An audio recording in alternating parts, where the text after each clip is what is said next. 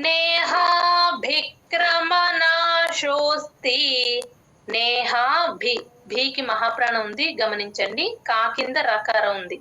భిక్ అని పట్టుకొని చెప్పాలి, కలిపి చెప్పాలి. భీకి కాని కలిపి చెప్పాలి. భిక్రమ. నేహాభిక్రమనాశోస్తి. నేహాభిక్రమనాశోస్తి. నేహాభిక్రమనాశోస్తి. నేహాభిక్రమనాశోస్తి. నేహాభిక్రమనాశోస్తి. ప్రత్యవాయో న విద్యతే. ఆ పా కింద రకారం ఉందండి గమనించండి. ప్రత్య, తా కింద యా క్లియర్ గా వినిపించాలి. పాకి తాని యాడ్ చేసి చెప్పుకోవాలి. ప్రత్యవాయోన విద్యతే. తా కింద యావత్తు కూడా క్లియర్ గా వినిపించాలి. విత్ యతే, విద్యతే. ప్రత్యవాయో న విద్యతే. ప్రత్యవాయో న విద్యతే. ప్రత్యవాయో న విద్యతే. ప్రత్యవాయో న విద్యతే. స్వల్పమప్యస్య ధర్మస్య. స్వల్పమప్ యస్య.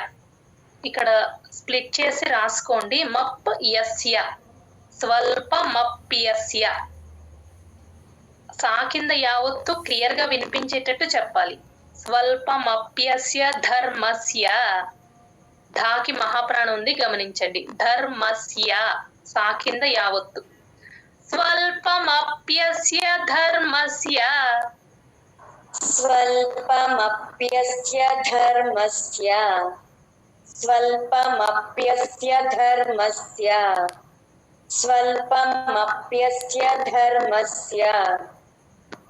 త్రాయతే మహతో భయాత్. తా కింద రకారం ఉందండి. త్రాయతే మహతో భయాత్. భాకి మహాప్రాణం ఉంది గమనించండి. త్రాయతే మహతో భయాత్. త్రాయతే మహతో భయాత్. త్రాయతే మహతో భయాత్. త్రాయతే మహతో భయాత్. నేహాభిక్రమనాశోస్తి. ప్రత్యవాయో న విద్యతే. నేహాభిక్రమనాశోస్తి. ప్రత్యవాయో న విద్యతే. నేహాభిక్రమనాశోస్తి. ప్రత్యవాయో న విద్యతే. నేహాభిక్రమనాశోస్తి. ప్రత్యవాయో న విద్యతే. స్వల్పమప్యస్య ధర్మస్య. త్రాయతే మహతో భయాత్. స్వల్పమప్యస్య ధర్మస్య. త్రాయతే మహతో భయాత్. స్వల్పమప్యస్య ధర్మస్య. త్రాయతే మహతో భయాత్. స్వల్పమప్యస్య ధర్మస్య. త్రాయతే మహతో భయాత్. నేహాభిక్రమనాశోస్తి. ప్రత్యవాయో న విద్యతే. స్వల్పమప్యస్య ధర్మస్య. త్రాయతే మహతో భయాత్. నేహాభిక్రమనాశోస్తి. ప్రత్యవాయో న విద్యతే. స్వల్పమప్యస్య ధర్మస్య. త్రాయతే మహతో భయాత్. నేహాభిక్రమనాశోస్తి. ప్రత్యవాయో న విద్యతే. స్వల్పమప్యస్య ధర్మస్య. త్రాయతే మహతో భయాత్. नेहाभिक्रमनाशोऽस्ति प्रत्यवायो न विद्यते स्वल्पमप्यस्य धर्मस्य त्रायते महतो भयात् नेहाभिक्रमनाशोऽस्ति प्रत्यवायो न विद्यते स्वल्पमप्यस्य धर्मस्य त्रायते महतो भयात् नेहाभिक्रमनाशोऽस्ति प्रत्यवायो न विद्यते स्वल्पमप्यस्य धर्मस्य त्रायते महतो भयात् नेहाभिक्रमनाशोऽस्ति प्रत्यवायो न विद्यते स्वल्पमप्यस्य धर्मस्य त्रायते महतो भयात् जय गुरुदत्त। జై గురుదత్త. 41వ శ్లోకం రిపీట్ చేయగలరా షర్మిలా గారు? చేస్తాను. వ్యవసాయాత్మిక బుద్ధి. వా కింద యావత్తుందండి, పట్టుకొని చెప్పాలి. వ్యా పైన టీత్ మీ కింద లిప్స్ మీద ఎప్పుడైతే టచ్ అవుతుందో అప్పుడే వా కింద యావత్తు క్లియర్ గా వినిపిస్తుంది. అందరూ గమనించండి. వ్యవసాయాత్, ఆ యాకి తాని యాడ్ చేసి చెప్పాలి. వ్యవసాయాత్మిక బుద్ధి. దా కింద దావత్తు మహాప్రాణం ఉంది, గమనించండి. అక్కడ విసర్గ హి అవుతుంది. పెన్సిల్ తో రాసేసుకోండి. వ్యవసాయాత్మిక బుద్ధి. व्यवसायात्मिका बुद्धिः व्यवसायात्मिका बुद्धिः व्यवसायात्मिका बुद्धिः ఏకేహ కురు నందన. ఇది అచ్చులో ఏ అండి, ఏ కంఠంలో నుంచి రావాలి. ఏకేహ కురు నందన. एकेह कुरु नन्दन एकेह कुरु नन्दन एकेह कुरु नन्दन బహుశాఖాహ్యనంతాశ్చ. బహుశాఖ ఒత్తు ఖా అండి. ఖాకి ఆ హాని యాడ్ చేసుకుని చెప్పాలి. హా కింద యావత్తు సంయుక్తాక్షరం కాబట్టి బహుశాఖాహ్యనన్ హ్యనన్ అలా రావాలి. యూజువల్లీ ఇక్కడ చేసే మిస్టేక్ యావత్తు వదిలేస్తారు, చూసుకోండి, గమనించుకోండి. బహుశాఖాహ్యనంతాశ్చ. తాష్ చ, చాతో ల్యాండ్ అవుతుంది, గమనించండి. ఒక్క నిమిషం. బహుశాఖాహ్యనంతాశ్చ. बहुशाखाह्यनन्ताश्च बहुशाखाह्यनन्ताश्च बहुशाखाह्यनन्ताश्च బుద్ధయో వ్యవసాయినాం. బూకి దాని యాడ్ చేసుకుని చెప్తాము. దా కింద దావత్తు మహాప్రాణం ఉన్నాయి, గమనించండి.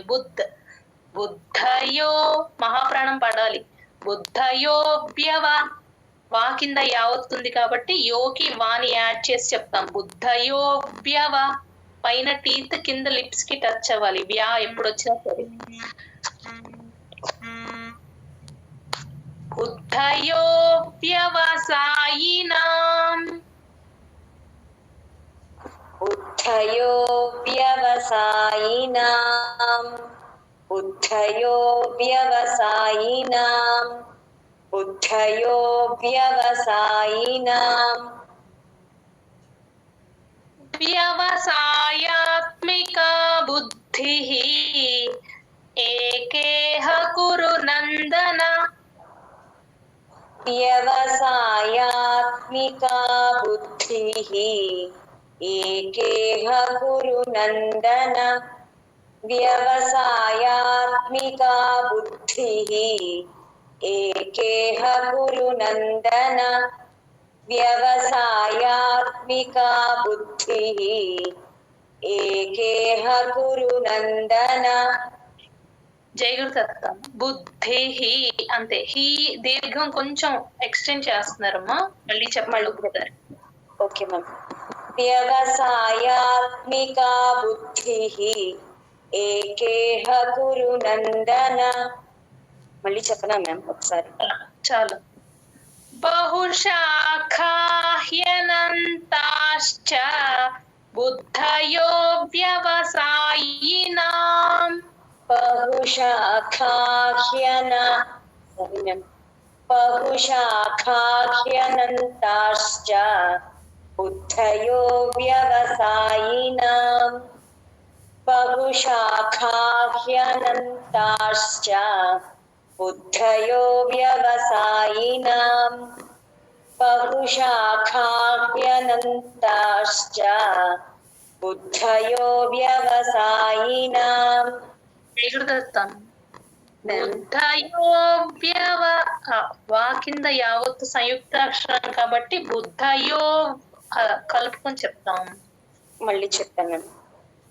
బహుశాఖాహ్యనంతాశ్చ బుద్ధయో వ్యవసాయినాం. ఓకేనా మ్యామ్? కరెక్ట్ గా వచ్చిందమ్మా, కంటిన్యూ. మళ్ళీ బహుశాఖాహ్యనంతాశ్చ బుద్ధయో వ్యవసాయినాం. బహుశాఖాహ్యనంతాశ్చ బుద్ధయో వ్యవసాయినాం. వ్యవసాయాత్మికా బుద్ధిః ఏకేహ కురు నందన. బహుశాఖాహ్యనంతాశ్చ బుద్ధయో వ్యవసాయినాం. వ్యవసాయాత్మికా బుద్ధిః ఏకేహ కురు నందన. బహుశాఖాహ్యనంతాశ్చ బుద్ధయో వ్యవసాయినాం. వ్యవసాయాత్మికా బుద్ధిః ఏకేహ కురు నందన. బహుశాఖాహ్యనంతాశ్చ బుద్ధయో వ్యవసాయినాం. వ్యవసాయాత్మికా బుద్ధిః ఏకేహ కురు నందన. బహుశాఖాహ్యనంతాశ్చ బుద్ధయో వ్యవసాయినాం. వ్యవసాయాత్మికా బుద్ధిః ఏకేహ కురు నందన. బహుశాఖాహ్యనంతాశ్చ బుద్ధయో వ్యవసాయినాం. వ్యవసాయాత్మికా బుద్ధిః ఏకేహ కురు నందన. బహుశాఖాహ్యనంతాశ్చ బుద్ధయో వ్యవసాయినాం. వ్యవసాయాత్మికా బుద్ధిః ఏకేహ కురు నందన. బహుశాఖాహ్యనంతాశ్చ బుద్ధయో వ్యవసాయినాం. వ్యవసాయాత్మికా బుద్ధిః ఏకేహ కురు నందన.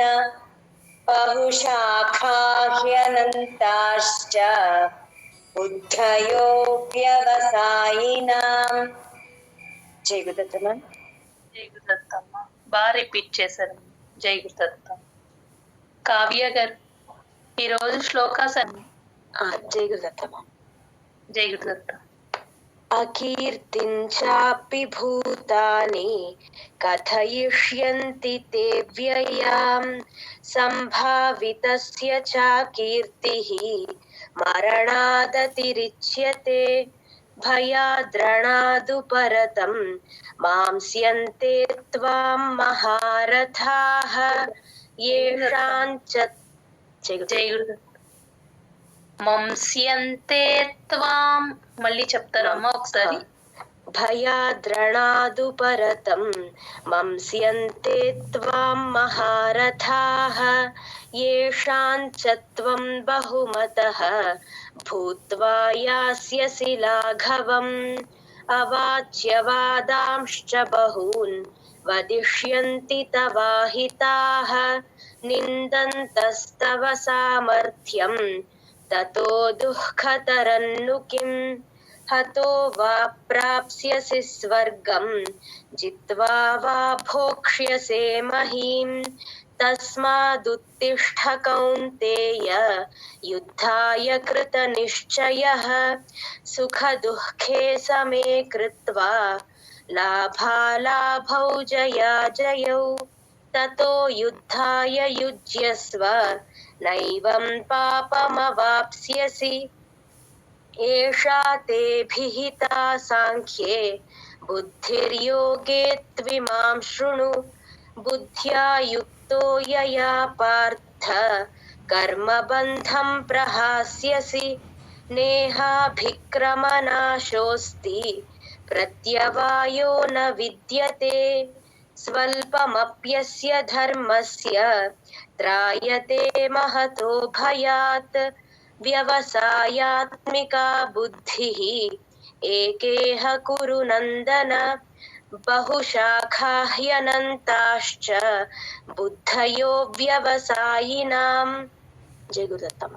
జై గురుదత్తమ్మ. ఆనందమయం దేవం నిర్మల స్ఫటికాకృతిం ఆధారం సర్వ విద్యానాం హయగ్రీవముపాస్మహే ఏతత్ ఫలం శ్రీ సద్గురు చరణారవిందార్పణమస్తు.